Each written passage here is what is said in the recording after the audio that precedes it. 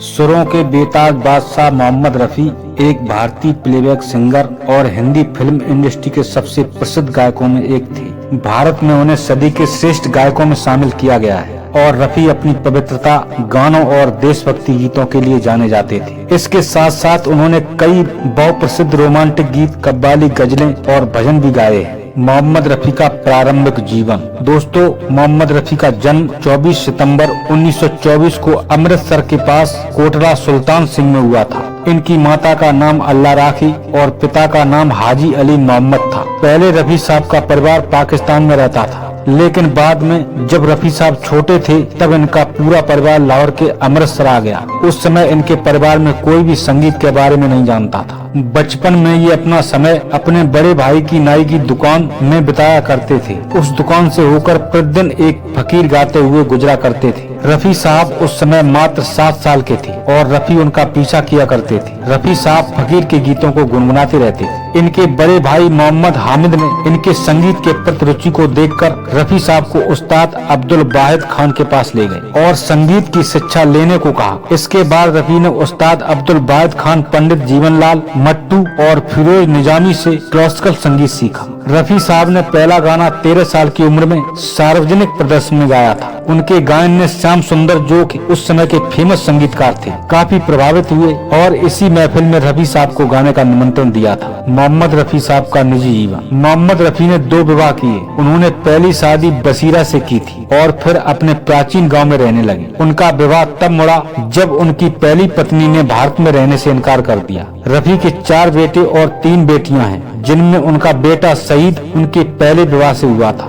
रफ़ी साहब का गायन कैरियर। दोस्तों, 1941 में रफ़ी ने श्याम सुंदर के नीचे लाहौर में ही प्लेबैक सिंगर के रूप में सोनिए नी हरिये नी से पदार्पण किया। इसी साल ऑल इंडिया रेडियो स्टेशन ने उन्हें गाना गाने के लिए आमंत्रित भी किया था। उनका बड़ा भाई मोहम्मद दीन का एक दोस्त अब्दुल हमीद था, जिसने लाहौर में रफ़ी की प्रतिभा को पहचाना और रफ़ी को गाना गाने के लिए प्रेरित भी किया। इसके बाद 1944 में उन्होंने रफ़ी को मुंबई जाने में सहायता भी की थी। हिंदी फिल्मों में उन्होंने 1945 में आई फिल्म गांव की गोरी से डेब्यू किया था। उन्होंने अपनी पहली फिल्म गांव की गोरी में आज दिल को काबू में तो दिलदार की ऐसी तैसी गाना गाया था, जो बाद में हिंदी फिल्म के लिए रफ़ी का रिकॉर्ड किया हुआ पहला गाना बना। 1945 में फिल्म लैला मजनू में तेरा जलवा जिसने देखा गीत में बेस्कीम पर आए। उन्होंने नौशाद के कई गाने गाए, जिनमें मेरे सपनों की रानी, रूही रूही गीत गाए। 1945 में रफ़ी साहब ने महबूब खान की अनमोल घड़ी फिल्म का तेरा खिलौना टूटा बालक गाना गाया और 1947 में उन्होंने फिल्म जुगनू का या बदला वफा का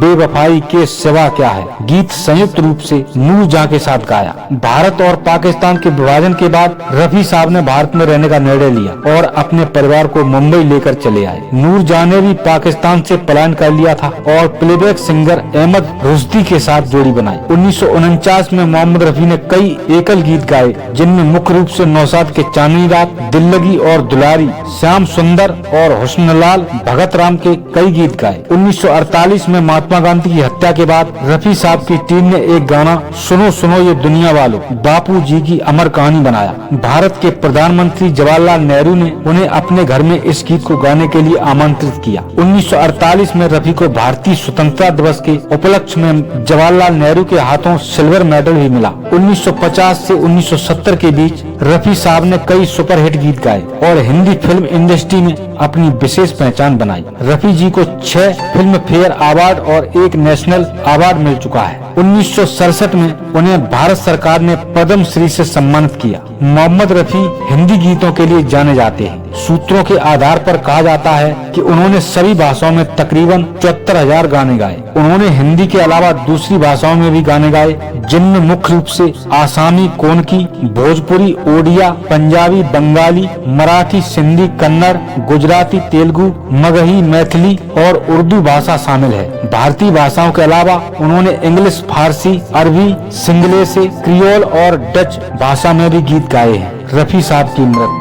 अचानक आए हृदय विकार की वजह से 31 जुलाई 1980 को दोस्तों उनकी मृत्यु हो गई। उन्होंने अपना अंतिम गाना आस पास फिल्म के लिए गाया था, जिसे उन्होंने लक्ष्मीकांत प्यारेलाल के साथ रिकॉर्ड किया था। रफी का अंतिम संस्कार जुहू मुस्लिम कब्रिस्तान में किया गया। उनको सम्मान देते हुए भारत सरकार ने 2 दिन की राष्ट्रीय छुट्टी घोषित की थी। तो दोस्तों, ये कहानी थी महान पार्श्व गायक शहंशाह तरन्नुम सुरों के बेताज बादशाह मोहम्मद रफी साहब की, जिन्होंने अपने गायकी के दम पर अपने फैंसों के दिल में जगह बनाई। तो दोस्तों, आशा करते हैं आपको ये कहानी अवश्य पसंद आई हो। दोस्तों, रफी साहब आज हमारे बीच नहीं हैं, लेकिन उनके गाए हुए गाने और अपने गाने के माध्यम से वो हमारे बीच हमेशा जीवित रहेंगे। तो दोस्तों, उनकी आत्मा जहाँ भी हो, उनकी आत्मा की शांति के लिए हम सदैव भगवान से दुआ करते हैं, कामना करते हैं। और दोस्तों, इन्हीं शब्दों के साथ हम अपनी बात यहीं पर समाप्त करते हैं। दोस्तों, अगर कहानी पसंद आई हो तो वीडियो को लाइक कीजिए, शेयर कीजिए और चैनल को सब्सक्राइब कर लीजिए, क्योंकि ऐसी ही ढेर सारी जानकारियां हम अपने चैनल पर आपके लिए लाते रहते हैं और दोस्तों लाते रहेंगे। तो दोस्तों, इन्हीं शब्दों के साथ हम अपनी बात यहीं पर समाप्त करते हैं। धन्यवाद दोस्तों। जय हिंद, जय भारत।